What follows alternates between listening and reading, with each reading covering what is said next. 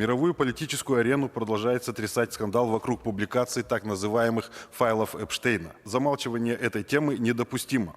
В обнародованных документах фигурируют представители политической верхушки Старого Казахстана, занимавшие ключевые государственные посты. Моральный облик и личные связи чиновников такого ранга – это не вопрос частной жизни, а вопрос государственной безопасности и репутации страны.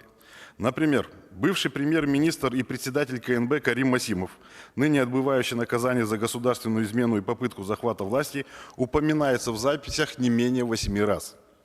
Из записей прямо следует, что Эпштейн и Масимов были лично знакомы. Возникает масса вопросов. Зачем высокопоставленному казахстанскому чиновнику понадобилось инициировать и встречаться с Эпштейном? На какой территории проходили эти встречи? Не на том ли самом острове? Другой пример.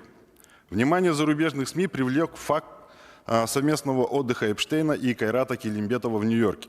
Напомню, что в прошлый период Келимбетов был заместителем премьер-министра и руководил Национальным банком. И вновь вопрос, зачем Келимбетову понадобились эти встречи? Или эти встречи в своих целях инициировал сам Эпштейн?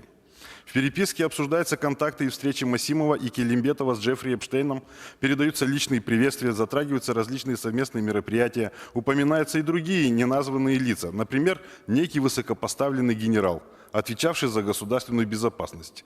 Кто этот человек? Вполне возможно, что это опять тот же самый Масимов. Кроме того, из раскрытых документов следует, что Эпштейн неоднократно бывал в Казахстане. С какой целью Джеффри Эпштейн регулярно посещал Казахстан? С кем из высокопоставленных чиновников того времени он при этом контактировал? Не допускались ли утечка информации ограниченного доступа? Не создавались ли каналы внешнего влияния на лиц, принимавших государственные решения? Не были ли собраны на них компрометирующие материалы? Санкционировались ли контакты казахстанских чиновников с Эпштейном, тогдашним руководством страны?